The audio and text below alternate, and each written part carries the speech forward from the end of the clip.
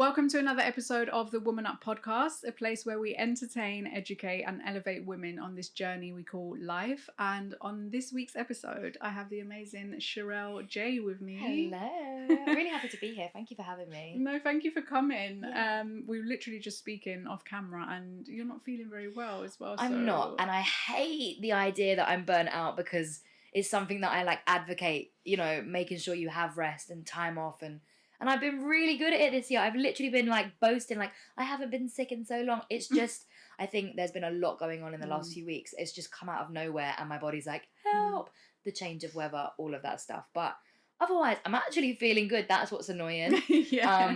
But it's fine. We're here. We're having a good time. Yeah, So, yeah. amazing. Yeah. Well, I appreciate you being here. Thank you. I'm actually really excited about this, but Can I also just say, one of my big things I said this year, I remember even saying it to my coach, was I really want to get on other women's podcasts. I was like, I really feel like I want to connect. So when you reached out, I was like, perfect. Yes, makes sense. It's all aligning. Yeah. Well, I mean, I've been following you for years. Amazing. And I don't know what sparked it, but it was something you posted, and I was like, I'm just going to ask her now. Yeah, I love that. Love that. Okay, so I always start my interviews with a game that I call 333. Okay. So it's just 3 sets of 3 questions. Okay, so the first one's would you rather. The second one's finish the sentence, and then the third one are just random questions. So, would you rather sleep in or get up early? Get up early these days. Yeah, I saw you. Yeah, only recently though, because I'm usually queen of laying, but there's something about getting up and just getting at it, doing stuff. That's a recent one, but yeah. I'm struggling with it a bit because I'm struggling to sleep. Same. Because I'm so excited. Same. Last night I was fuming because I've been feeling a bit poorly as well. I was like, I'm going to be in bed by 10. That means I'll sleep till 7. That's incredible. I was probably up at 3 a.m. And the thing is, I rang my mum this morning. I was like, I'm not stressed. It's not even I'm in my head. I'm just excited. I think there's just so much happening that I'm like, okay, can we get up now? Can we do the thing? Yeah, I feel you. Okay. Would you rather have a pause button or a rewind button on life? Pause. Why? Can I do stuff with my pause time? Yeah. Just frozen in time. Rewind it there's nothing. I guess to relive an experience would be good, but for me, it's I'm always struggling for more time. More time with someone, more time doing the thing that you love, more time just resting. You know, so everything in my past, I'm happened for a reason. Whatever happened, I don't believe in rewriting. So yeah, I'm good to settle it. Yeah. Take some time. Yeah. Okay.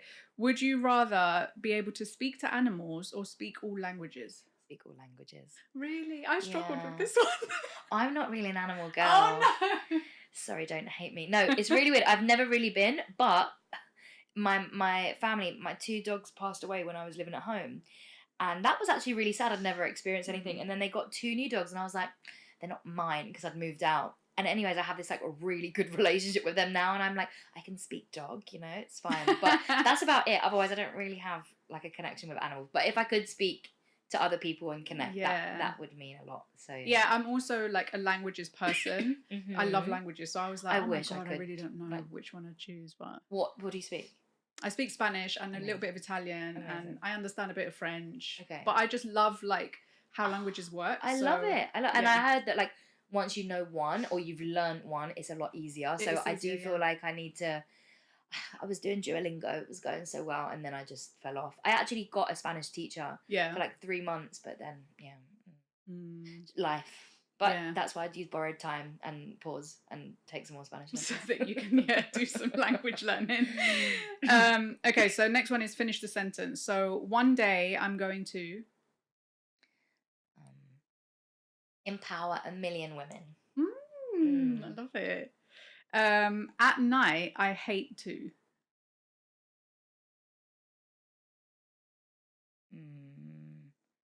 struggle to sleep.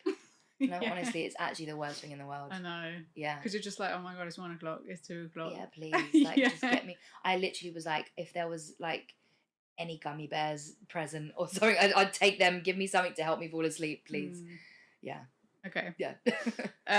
If I could master one skill instantly, it would be to Ooh, that's hard. One skill instantly.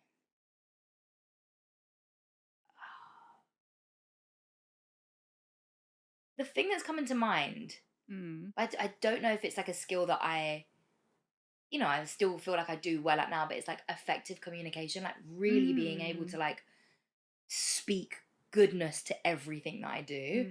I think there's still sometimes like defensiveness. I think there's sometimes like, struggle of power at times, especially being a woman. And I think if I knew how to like really, really like communicate effectively, it would just change a lot.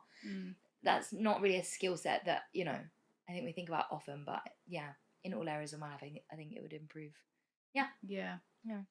Okay, random questions. Okay. What is your phone wallpaper at the moment? Nothing. Do you know Is it what? just, like, blank? I've always been a really like boring girl by default. like honestly, my house is very simple. But I did actually change the background recently to my I'd done like a vision board recently, but it just didn't fit the screen and it was irritating me. Like I'm quite a like thing. Yeah, I've recently been told that I have ADHD. Oh. Well, we're still, yeah, but it's every little thing. Like it has to be simple. It has to be this. It can't be too. Yeah, it's everything is like a visual thing, a sound thing, a texture thing. Like, so yeah, I just like it being simple. Otherwise, if like a letter falls in like a bit that I can't see, I'm like, I got to change the whole thing. Yeah. What is it? Just like the Apple. What is the Apple Just default? literally boring. Nothing. Even my watch, I reconnected it the other day and it just went blank, and I was like, this is stressing me out because I like the Apple one, but it just went blank, so I need to change something. But yeah, that's hilarious. Okay, what is the most ridiculous thing you believed as a child?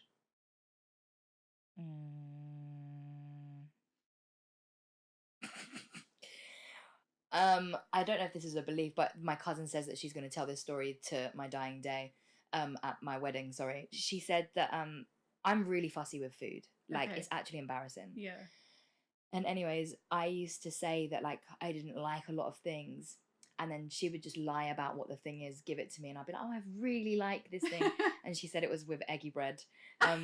She was like, it's not, it's normal bread, and I ate it, and I was like, oh my god, this is so nice. And she was like, this girl. And I'm literally like that now. Someone could probably give me something, I'm like, it's disgusting, and then they'd say it's something else, and I'm like, oh my god, this is the best food I've ever had. Oh my god, that's funny. Child, absolute child. Yeah.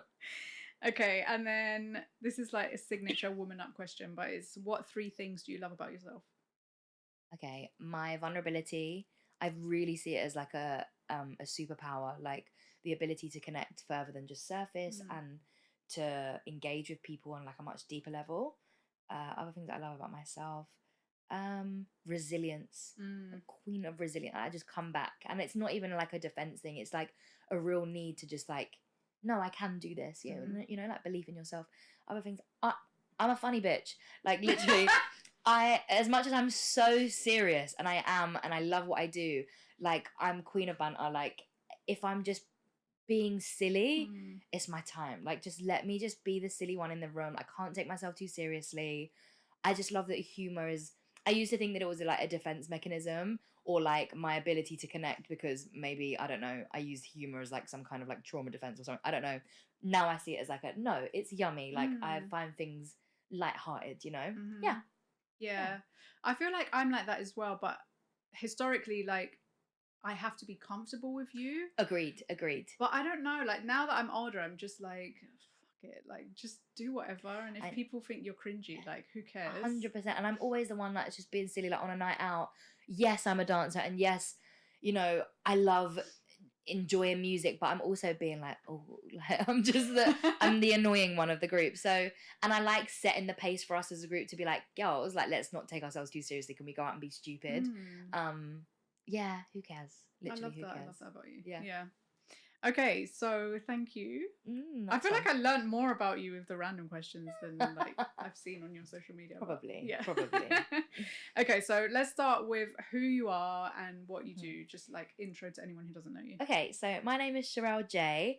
I am a confidence coach, which sometimes I really struggle with saying that because again, like my natural way of being is just quite introverted and quite wouldn't say shy, but just, again, I have to be really comfortable with you. And I think that sometimes, like, well, you're not the confident person in the room, but it's like, it's that inner confidence. And that's what I try and teach. But I'm an ex-performer. I used to be in a lot of musicals. I loved it, but kind of outgrew the space. But that's how I came about teaching. If anything, teaching for me was just like a bit of extra change. I didn't set up my business. I didn't like intentionally think it was going to go anywhere, but I just started teaching women how to dance in heels. And I was really lacking a lot of like confidence at the time. And it really felt like therapy, as much as that sounds like, everyone says these things. It really was like my safe space. Started teaching women how to dance. It just blew up. So my company's called Heels and Feels. We have now reached about 40,000 women. We're based in London and Birmingham. We run conventions, retreats. I then set up my hospitality and entertainment agency. And then my all-female membership space, co-members, which you are now part of. And yeah, and then my coaching company, which is just my name, Cherelle Jay Creative. So yeah, 4 businesses in 6 years. I'm tired, but I love it. And I couldn't honestly imagine doing anything else. Like, when people say like, what would you do if you if money didn't exist, and what would you do if you could do, retire tomorrow? I would do this. Like, I love meeting women. I love empowering people to see something beyond themselves. And I just like, challenging spaces along the way. Okay, well, why can't we do that? It's always like dancers earn less. Why? Do you know? Or women this, or so, okay, why? Let's challenge that. Let's do something about that. So yeah, never ever ever dreamed of opening or starting my own business, but again, challenge that. Why? Yeah. So when you left, you said you were a performer. Was Heels and Feels the first thing you did? Yeah, it was my first business, and I definitely was running it whilst I was in a full-time job. I speak about this often with business coaching as well. I know it feels good to have a business plan and it feels good to have something set up, but a lot of the time I think it's about trying something out. Is there demand? Does this feel good for you? Before you invest, before you give your time, all these things, like, do you actually like this space? And I think for me, I was in a show doing like 8 shows a week, but on my day off, I was hosting workshops, and I wouldn't, even though everyone was like, you're a crackhead, like, go to sleep, spend time with people. I was like, I love it. Like, I couldn't wait for like my day off to be doing the thing. So like Mondays was my day off. And if people have been with me for a while, I was holding my like Monday class, which was like sold out every week, and then doing a show the next day. And I just loved it. It wasn't intentional. It wasn't like, I knew where it was going to go. But it felt good. I think that was the feeling. It felt like, this feels right. And then there wasn't really like a moment of launching the business. If anything, if I'm honest, I have polycystic ovaries, and I had a really bad operation because I had a ruptured cyst. And I was off for like 6 to 8 weeks in one of the musicals, and I was just sitting there at home, and I'd done a few classes with Hills and Feels, but didn't really know what we was doing. And I set up our first course. And again, I say to people, like, those times when you're like burning, oh, I'm ill, I'm injured, I don't know, don't have a purpose. Like, that's where like shit can come up. Being still, being without, it actually makes you start to think. So that's essentially what set it up. So yeah, really exciting. I just didn't know it at the time. But yeah. I mean, when I started following you, it was because of Heels and Feels. I was looking for something that would like increase my confidence. I still to this day haven't done a class. No. I know. Right. But we'll talk about this in a bit. But let me get to it. Yeah. So when I first saw Heels and Feels, to me it felt like it was more than just like dancing. Yeah. So what was like your goal with that? Like, what was your dream when you first launched it? So I say this story all the time. Essentially, what happened was I was, oh God, how old was I? 24. Just feeling like I didn't really know myself. Again, knew I had this vulnerability, knew I had this like connection, but struggled with female friendships, struggled with like my confidence around females. And also in the industry, really just didn't feel like there was many like safe, supportive spaces. Like, the dance industry was so bitchy. A lot of it was just toxic, being compared to the next person, body consciousness, like so much around the way that you looked, your Yeah. image. So I just remember, again, another transition in my career. I was doing some like artist work, and I had a manager at the time. He was a prick. He, was very manipulative. I went to LA.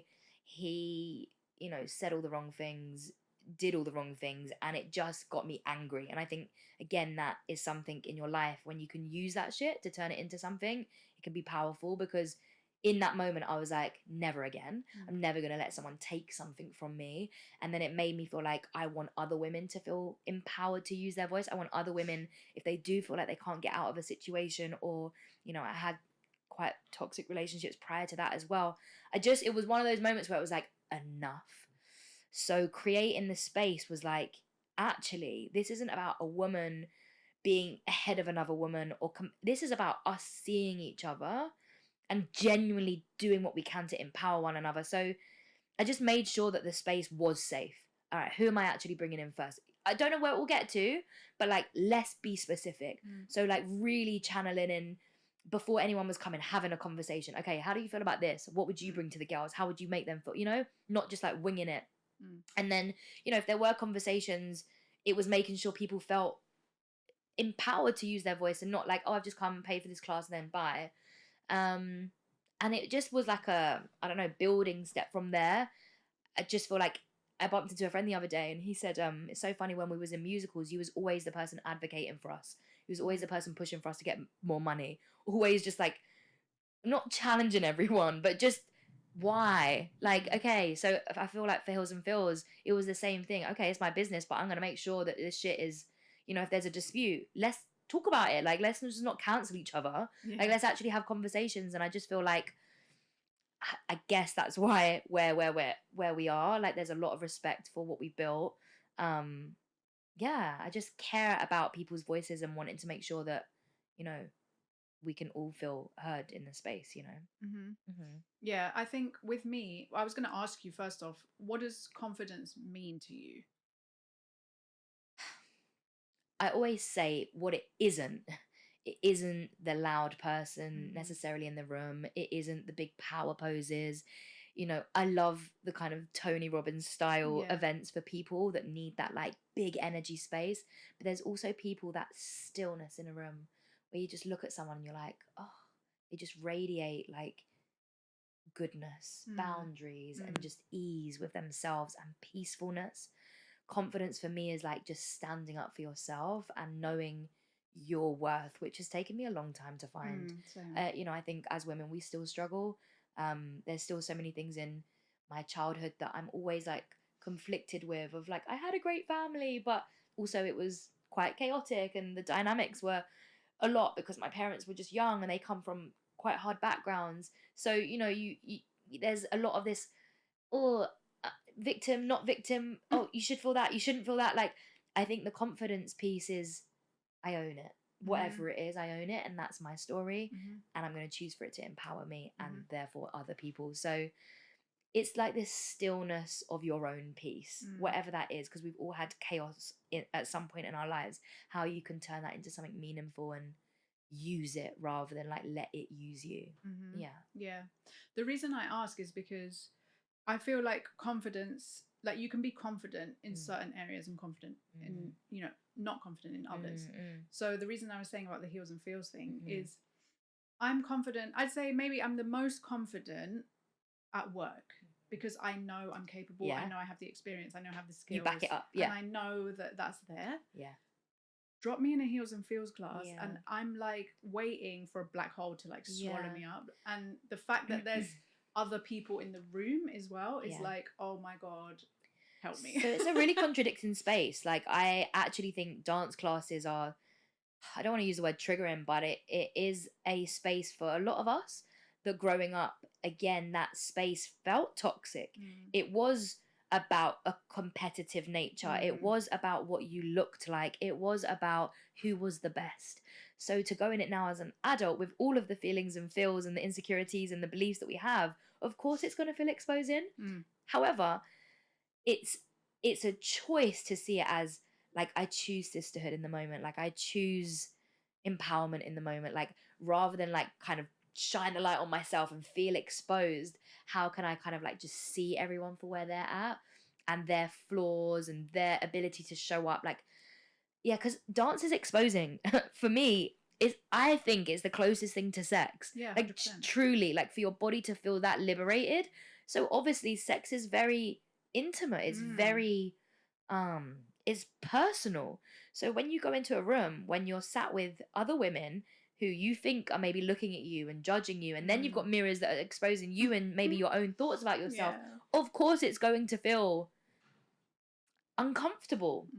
But that choice where you go, I'm showing up for myself, I'm showing up for release, I'm showing up to see other women for themselves and their journeys, and there's like a moment of like, ugh, I'm doing this because of me and my needs. The dance will get better. I always use this, and it's a really shit saying, but if I started tennis tomorrow, I'd be shit. 4 classes, 6 classes, 10 classes later, I'll get better. Like there just has to be a need to like show up for myself and my needs, which is to empower myself in my body. It is exposing. 100%. It is. And I think if you know that, then you're not like kind of gaslighting yourself walking into the space, because you feel like so empowered to go. And then it happens all the time. Girls, what I will say, I stalked you on Instagram for years before I came. Or they book and they don't come. Oh no. Like, no, it happens so much, and I get it. And I think I speak to it the minute I come into class. And I think, if I'm honest, that's why my classes have been quite successful. I don't do the toxic positivity. Like even the other day, I had a room full of like 30 people. Everyone's like happy to be there, but the energy was a little bit off. And instead of just being a teacher, like, come on then, guys, I was like, guys, is everyone all right? Like, are we good? And everyone's like, yeah. I'm like, okay, because it doesn't feel like it. Like, are we going to let go? Are we going to use our vaginas and like feel good about ourselves today? Because I don't get it. Like, and I think sometimes you see that, like, not hierarchy, but I don't know, you go into a yoga class or a fitness class and you don't know your instructor. You just show up, you do the thing for 45 minutes and you leave. I think with dance, I try to make it a space of like empowerment. If I need to empower you, then I need to create trust. I need to like engage, and just kind of walking in teaching by doesn't create that. So you kind of have to acknowledge this is scary. You have to acknowledge you lot are being weird because you're not even saying hello to each other. Like you actually create sisterhood. Okay, speak, talk, engage. It's uncomfortable. Yeah. I love that though, that you've created that kind of space. Yeah, I think so. I think it's empowered a lot of the dance community, if I'm honest. Not just me, but the way that a lot of us have showed up, because it was not that when I was training. Like it really wasn't, and it was disciplined, and I love that. I wish we did have a bit more of that still, but I think for what it is that I'm trying to achieve, which is not a professional career for my students, then there has to be that lightness, there has to be that invite, you know, for them to release and let go as well. Hey ladies, thanks for joining us here on another episode of the Woman Up podcast. We absolutely love your support, and I just want to take a moment to say, please subscribe wherever it is that you're watching from, whether it's Spotify, Apple Podcasts, YouTube. It really doesn't matter where. It just really helps us grow and keeps the podcast going. If you're feeling especially inspired, please leave us a comment with feedback or even topic suggestions. It really means the world to us, and I personally read everything. So thanks in advance. We appreciate you, and let's get back to the episode. And for anyone who doesn't know what Heels and Feels is, it's like sensual movement. It's not. Yeah, we all have different. No, we all have different styles. Don't get me wrong. Everyone teaches slightly differently. But it is a class in heels. Obviously, you don't even have to attend in heels. You can wear trainers or socks, but the point is we are learning how to move our body in a sensual way and tap into that feminine space. Some weeks it's like dark and sultry. Some weeks it's like cocky and confident. It depends on the track. But the whole idea is like you're pulling these parts of you out, because we are like multifaceted. We are multi-personalitied. All of the things that we've got so much about us. And I think that should be shown in the way that we show up in ourselves and our bodies. Do you think dance just in general is like really helpful for women to tap into something else? Yeah, I do. I think there's so many different aspects. Obviously there's like coordination, which obviously when you get older, there's certain parts of your brain that you stop using as much, So there's the like physical element, and then also like not everyone loves the gym. Not everyone loves different types of exercise. So I think it feels fun and empowered. But like I said, in regards to like the sensual side, it is the closest thing to like sex that you get to feel like I'm using my body in ways that taps into something that maybe some people don't, because they're not having sex, or they're practicing celibacy, or they've had bad experiences. It's a way to heal that part of you. It's a way to tap into a side of you that might have been exposed to something bad before, and that you get to kind of like create that softer journey with. So I think it's very necessary. I would love for every woman to experience it. I think it's magic, like 100%. You need to come. I definitely think I need to. I mean, I'm at a point in my life where I'm so comfortable with like the silly side of me that I know I'm like suppressing that like sensual feminine side of me. 100%. I see it. We do this thing called walks from the corner, where literally it's the most exposing thing, and I make them do it in the first 20 minutes, because I'm like, once we do this, we can actually just get over ourselves. But I make people walk from the corner by themselves and essentially freestyle, and you'll see it. People come and they'll tap in and they'll soften and they'll literally enjoy it, and then they're like and they run off because they can't believe that they've allowed their body to do something. It's almost like a character, but it's like, no, stop seeing this, like this whole inner Beyonce. It's like, no, there's not fucking Beyonce inside of you. That's you inside of you. Like, you are that queen. You are that like sultry person. And when she comes out, it's like, oh shit, I just haven't been her for a while. I haven't tapped into her for a while. So again, it's like, you can be silly, but it's like, am I just using this as a persona that's running every area of my life? Or am I just like not sure how to tap into her? And I think dance is the easiest way to like bring her out. Yeah, I literally have it on my to-do list app. It says book a Heels and Feels class, and that was before I spoke to you. Oh my gosh, but it's been there for like 2 months. She's coming. Okay. Yeah, so I didn't know that you were doing the confidence coach thing until like last week. No way. Yeah, so I was like, wait, what is happening? Like, it's just opened a whole new world of Cherelle for me. All right. So let's start with like why you went from the Heels and Feels to now focusing on that. If I'm honest, I knew that I was coaching women with the dance stuff. Like, I knew there was something more than just a routine. People were literally saying that their lives had changed, that they found like confidence, that they found friendships, partners. So like, I knew I was doing it, but if I'm honest, I didn't really trust myself. I honestly think it was because of age. And it was only in lockdown that I had this call to do life coaching, but I just felt that life coaching was cringe, if I'm honest. And I felt that the space felt old. I couldn't explain it. And I was just like, who's going to care about what I've got to say? I'm too young, too inexperienced, too this, too that. And then I just really had this like it wouldn't leave my head of like, yeah, but even if you start in 5 years, you'll still feel like that. Or even if you start, you're still going to be shit at some stage. So I was like, okay, why don't you get coaching and see what it feels like and see what happens? And I've literally not looked back since. I'm like queen of self-development. I've like had therapy for the last 5 years now, business coaching, relationship coaching, like so many different types of coaching, because I'm just big on growth, but also how then I get to empower people that I work with. I was kind of calling myself just an NLP coach, which is what I was trained in, neuro-linguistic programming, which I love. It changed my life so much on like reprogramming and training your brain to think certain things, and reframing the way you've seen yourself or experiences. But I was like, what do you do? What do you teach? And I guess the word confidence just made sense. So I've spent the last few years doing group containers, one-to-one coaching, retreats. And I don't know, I've showed up a lot more in the last year as a coach and as a business owner, if I'm honest. I think before I was still, I hate this word, but more in the like influencer world of like, oh, I've done this thing and I'm doing really well at it and I've got a community. But this year was like, no, I need to tap into the like higher version of that, which is like, I can help, I can lead, I can coach. Whereas before I was like, I'm not sure, like, am I good enough? Am I like, yeah. And this year was about, no, like, step into that power. You've done it, like, own it. Yeah. I think it's so easy for us to just be like, no, I'm not good enough. Like, I was listening to a podcast the other day and it said, what was it? It was something like, your net worth is your self-worth. And she was like, you can only really achieve what you believe you're worthy of.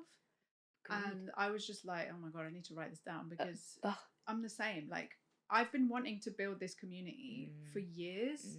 And it's always like, no, let me just learn this one thing. When that thing happens. Yeah. Or I need to learn more, or I need to do this, or I need practice at doing X, Y, Z. And then it's like, for fuck's sake, like 4 years have gone by and I've done nothing. And that was the principle. It was like, I can keep delaying this, but for what? Like, literally for what?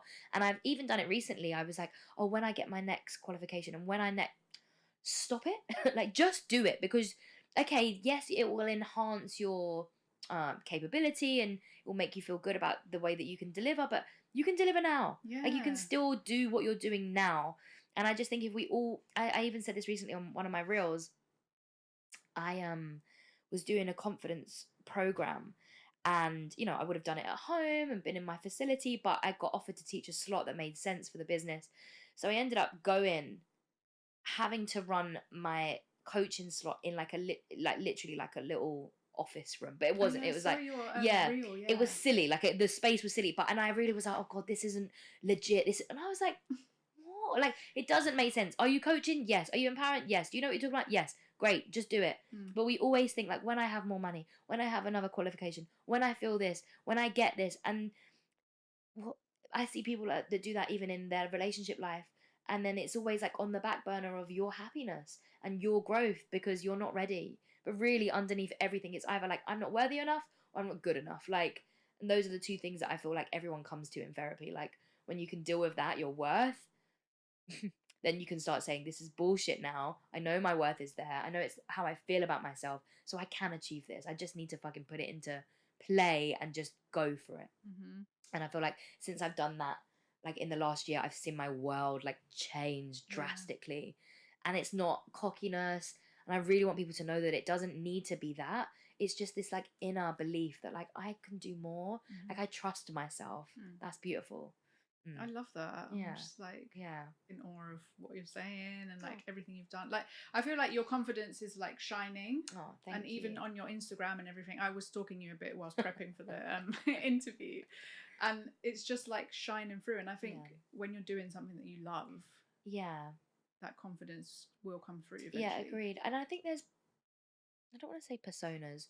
I'm a lot more chilled in person. I think everyone expects me to be like the confidence coach, but I see it as like, I get a moment to show up, right? Online.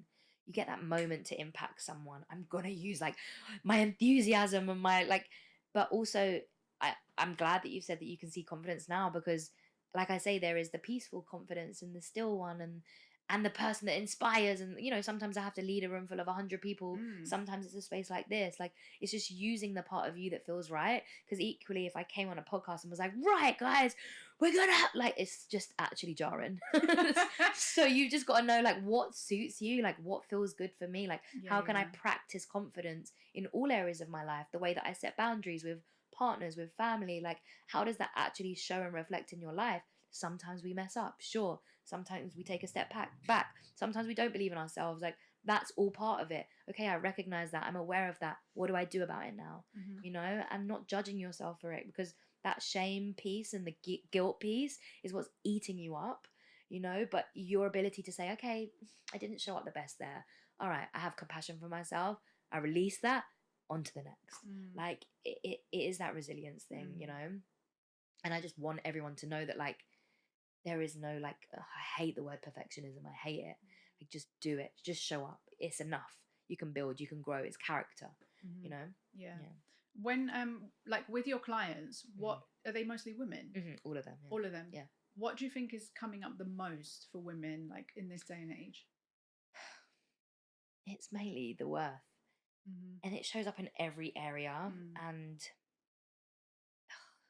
it's sad, like, because my heart literally wants to like hold them, because if they saw what they are capable of, and it's the subtle words or the subtle things that are said that I'm like, oh, that's literally holding you back. Like, and I wish you could see that. Like, if we could shine like a, a magnifying glass on it, like you'd realize that this isn't you. This isn't the way that you think about yourself. It's some piece of conditioning. It's something that you've been told. It's something that you maybe secretly judge others for. Like, I just want to kind of like put a wand to it and say, no, come on, you've got this. But there is a transition. I mostly work with people over like a period of time. Like, I don't really do one-off sessions. And you always see the transition. Like, I've never worked with someone and thought like, what's going on here? Like, I always see there's a moment. I say we have to dig, we have to go to the raw, ugly stuff, and then we start to see the light.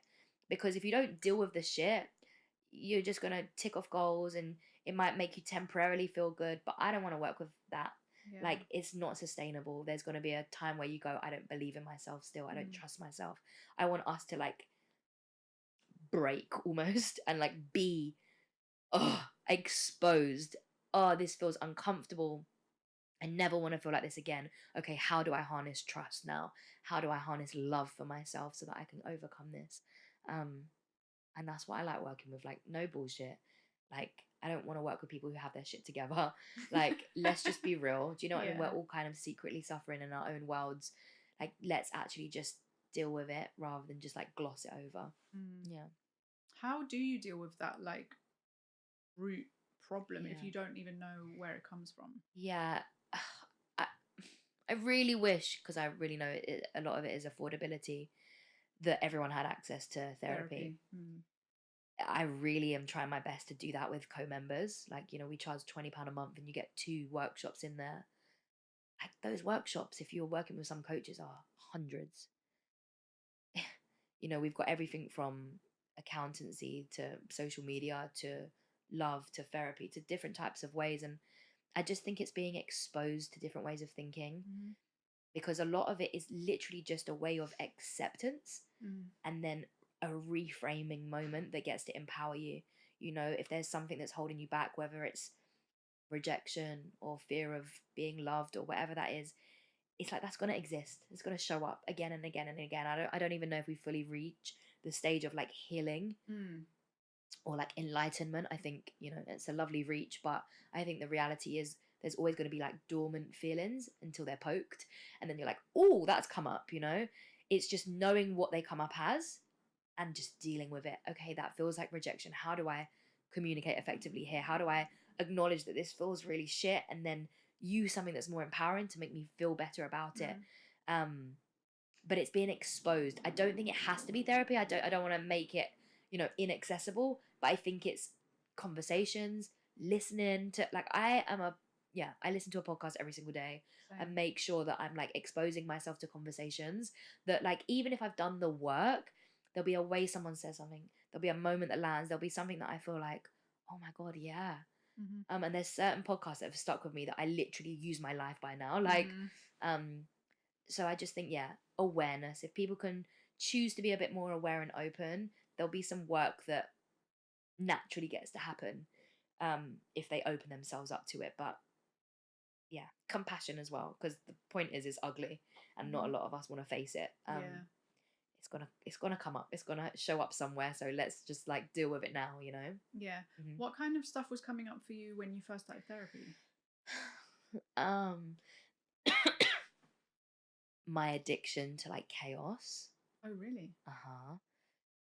A lot of my relationships have been really, really toxic, and what I seek from relationships. I also have so much compassion for my parents and what they were exposed to that they then exposed to me. Whereas before, I think I had a lot of resentment. I couldn't figure out why that resentment was there. But now I'm like, wow, like what a job they did, considering. Yeah. Like, my mum was 18 when she had me. And I think, like, if I had a child at so 18, I would be wild.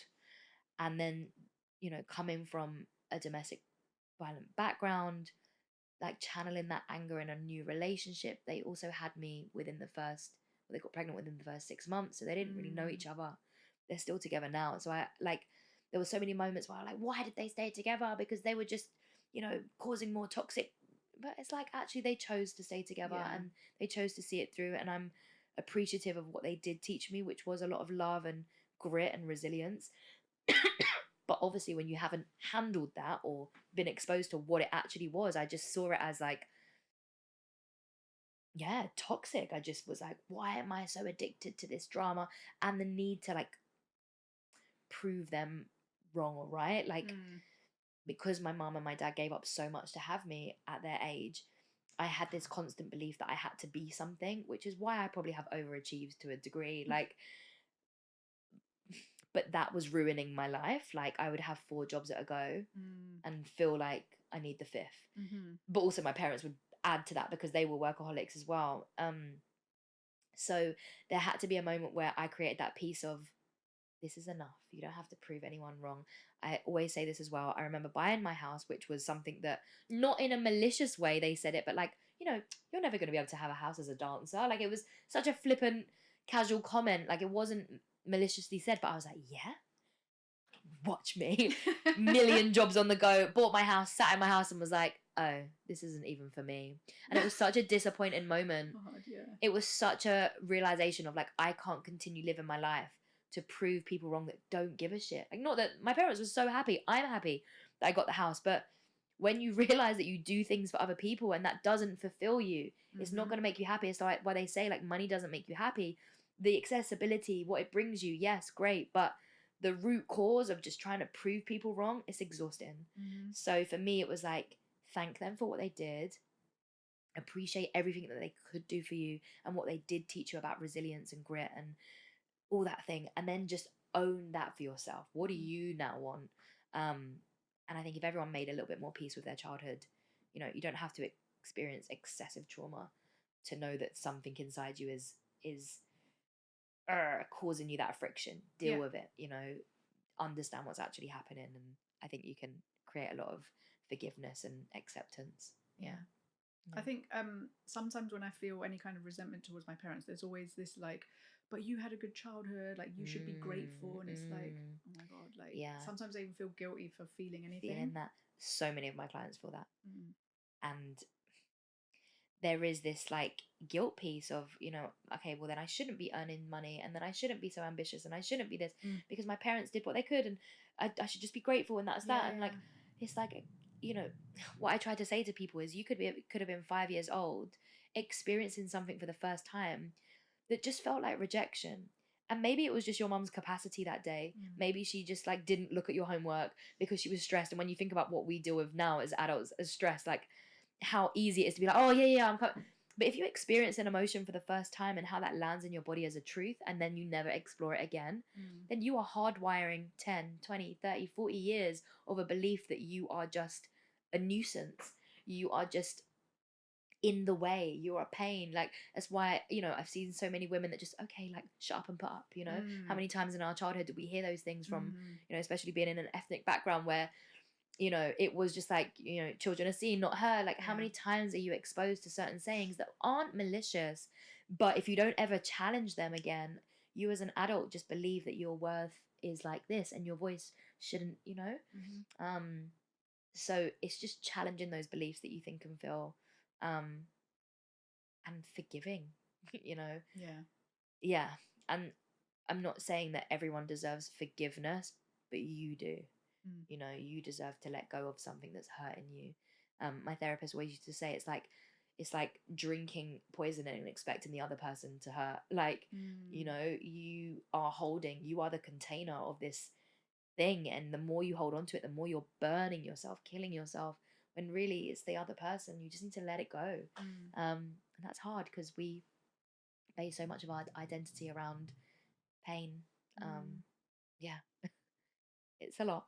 Yeah, it's a lot. What kind of like daily, weekly, monthly habits do you have that help you with like confidence and I said this to my coach the other day. I wish I could sit here and say that like I'm the most spiritual person and I have this crazy routine. I don't. I care about it, but I'm a consistent girl. Like, just find something that makes you feel good and just stick to it. Podcast, the gym, for walks. Like, there's some really simple things that I do that just make me feel good. I think because my brain is on active and on overdrive all the time, some of the more like still things I still struggle with, like meditation and, journaling because my brain just is on the go. But I channel that with a walk, or gym is my thing. Like, that just releases so much energy for me. I'm really good with my own downtime as well. Like, I'm always taking myself out on like little dates or little just Oh, that's nice. moments of time. Like, a walk is nothing, and yet you grant yourself so much like freedom by just like exploring yourself and your thoughts. And there's so many ways to do it where it doesn't have to feel like a chore. I know people see like the gym as a chore, but I wake up and I'm like, I just want to go and like start my day. Yeah, gym, walk in, podcasts, and practicing vulnerability, asking for help, speaking about some hard times. I think there's beauty in not being the independent woman. I think so much of my early years was like, I'm gonna just be it and do it by myself. Okay, you're defensive, darling. Like, who's hurt you? That's what it's giving. Whereas now it's like, I'm struggling. Like, could you help me with this? I'm reaching out because this feels X. And when you start hearing yourself, you don't feel so masculine, and then you wonder why you're getting into relationships that feel like, yeah, challenging. The point is like, soften, learn to be vulnerable, learn to embrace that feminine part of you. And I think that's what channels your version of confidence. Whoever you want to show up as, be it. We call it congruency. Say something, do it, and be about it, so that you don't feel like you're a liar, because your body doesn't know different. Yeah. Do you know what I mean? Your body picks up on stuff, like when we're like, oh, I don't feel like myself. Yeah, because you're not being yourself, But yeah, really just think about who it is that you'd want to show up as every day and just try and be her. Like, an exercise that you can do at the end of the day is like, did I show up the best that I could? I have a mantra. I try to live by it. Just lead with love. Like, I think I can analyze every situation with that saying. Did you lead with love? No. All right, you can do better. Did you lead with love? Yeah. All right, great, amazing. Do you know what I mean? It's just something so simple that you can finish your day and just know if you showed up as you. Yeah. I like that. Yeah. I think there's so much pressure these days as well to like do all the things, like have a morning routine, have an evening routine, a self-care routine. It's like, if my day would just be filled with a million routines. I see these memes when they're like, I've done all of this, and have you done your job? No, just worked on myself today, Yeah, so I just think I had another guest on a few weeks ago, and she said she started journaling every morning. She woke up at 5 a.m. every morning, but it was something she chose to do for herself. Yeah. And then I said to her that I had started journaling, but I didn't do it every day. I did it whenever I felt like I had something to like get rid of. Yeah. And she was just like, that's fine. Like, it's okay to just like show up when you need to show up. Agreed. And I think only you know what you are avoiding. Do you know what I mean? Like, there's sometimes when I enter therapy and we sit for silence, maybe for 5 minutes, just to practice stillness. And all of a sudden this emotion comes flooding. I'm like, oh, it's because I actually haven't sat with myself like that. So sometimes it does feel like running. But then there's been times in the last few weeks where I'm like, no, I don't want to do that today, actually. That doesn't feel as empowering. There's moments where I think that you get to embrace this like hard space where you get to like break through and have these like moments. And there's sometimes where you're like, not now. I'm doing all right. Do you know what I mean? Because you can't live in a constant state of like unraveling and because it's hard, it's ugly. You wouldn't actually feel like you get to thrive. That's why your ego is sometimes great, because it's using the part of you that's like, yeah, I can, and so it's just channeling in yourself, like, is this harmful today or is this good for me? If journaling is gonna like open and unleash some stuff that maybe you just haven't got capacity for today, why? When I know I've got a weekend off next week, I can maybe just tap into that next week. Equally, if you're just avoiding something and it's going to come up in that meeting or with that conversation, like, just do the work now. You just have to know yourself, like, and just be okay with that. Okay, I didn't eat all of my nutrients today, or whatever it is, or I didn't meditate for what. Okay, does that make me a bad person, or I'm just adjusting? Like that saying of like, anyone can meditate in the mountain. Like, anyone can put someone away from like life and its chaos. Of course you can. But when you've got a million meetings and then a child and then a partner, like, do what you can do, and you'll soon know what is going to like require more of you. Yeah. You know? What would you say have been your biggest lessons the last few years?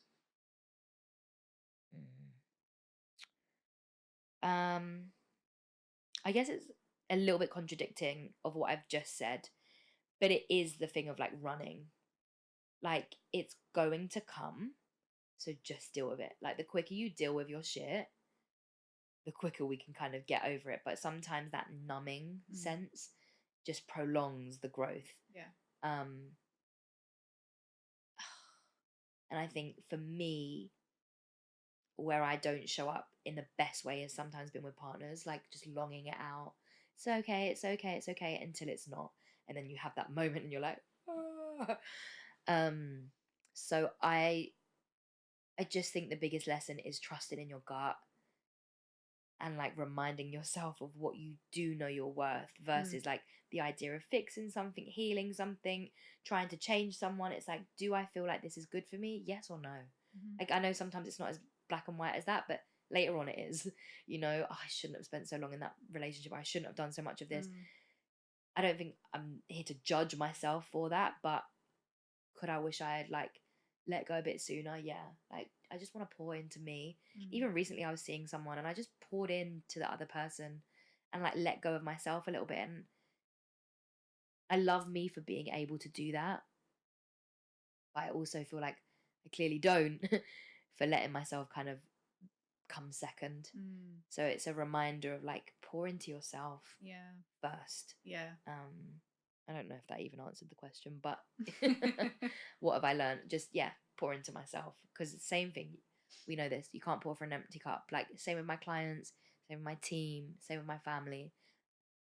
Boundaries, you know, and really sticking to them.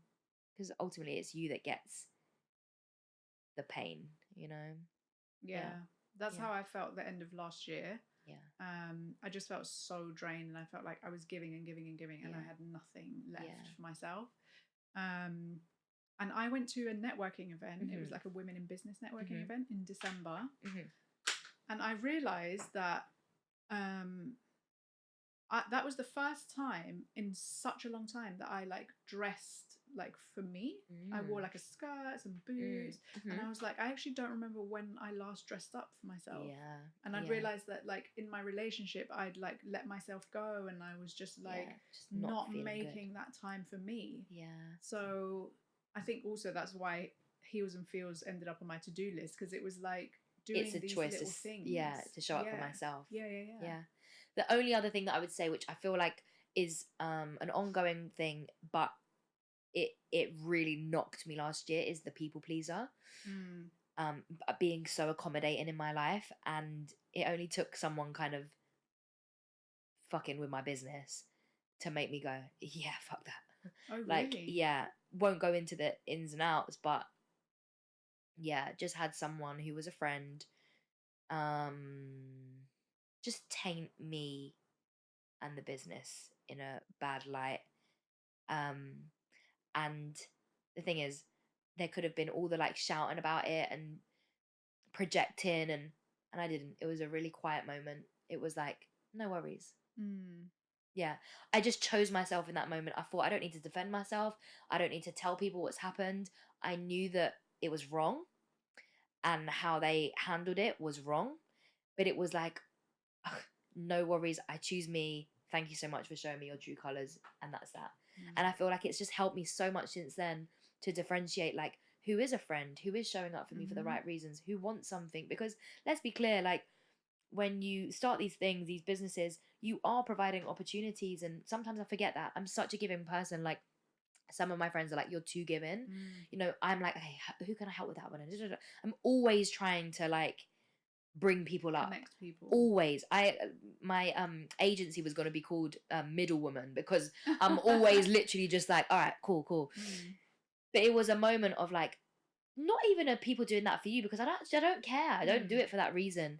But it was a reminder of like, not everyone is you, and you have to have your heart and you have to protect that. It doesn't mean that you are masculine, or that. It just means like, respect yourself. because I think there was a clear moment where I was obviously like letting people walk all over me a little bit, and that's the people pleaser, I guess, wanting to be liked, wanting to keep friends around, like being the overgiving, oversharing person. It actually changed the way I showed up online, because I was like, why do I have to share so much? You either like me or you don't. Do you know what I mean? I feel like that's one thing actually that happened with Hills and Feels. I started to fall out of love with it, because I felt like the love was conditional. You love me when I'm exposed. You love me when I resonate with you. You love me when I'm the same as you. But when I choose to feel empowered, now it's seen as competitiveness, or now it's seen as, oh, you think you're better. No, it doesn't. I practice empowerment, so I want to, So it was like last year was rocky for me, really, really rocky. But this year was all about like harnessing safety for myself, like real trust to know that, like, okay, if this goes left, I've got me. If someone chose to cancel me, I've got me. Like, I don't want to feel that I don't know, that love is conditional. Like, I want to feel like I trust myself and love myself enough through this business journey. If people come and go, like, that's okay, That's amazing. Yeah. So what's your plan moving forward for the next few years? So there's some big stuff happening this year, and I genuinely would love to speak about it, but it's so like on the fence of what's happening, what's not, that until things are like solid. But expanding the business, making sure that we are financially in a good space. I think one thing that I'm going to be transparent. There's a difference between like businesses that are really how do I word this? Hills and Feels as a brand costs us so much money to run. Okay. Rent, teachers, overheads, operations, systems, so much. It cost me so much to run this business. Whereas like my coaching company doesn't really cost me anything. Zoom, or if I'm leading a workshop, I have to pay for the space. But my agency doesn't really, again, cost me a lot. It's just paying the fees to keep things running. So I need to get to a space where Hills and Feels is the brand that everyone sees it as, but also feels as good. Because there's been times where I've been like, this doesn't make sense. Like, we might have to like really think about keeping this business up and run it, like, if we can. So yeah, I guess getting into bigger spaces, having partnerships that make sense for us, getting some funding for it. Like, we're really at the stage where like everything has to make sense. So growth in that respect. And then for me, truly just channeling that confidence in my coaching, stepping into more business coaching, and I just don't want to be soft about it. Like, I just want to like own my shit. I want to do bigger things, put more things on, trust that it will be fine. I can just not what we said at the beginning, not be so like, oh, like when I get this and when I get that, like just fucking do it. Because if I'm honest, I love everything that I do now. I just need it to be bigger. I need it to feel like it's reaching more people. Growing a team. I'd love to have love in my life as well.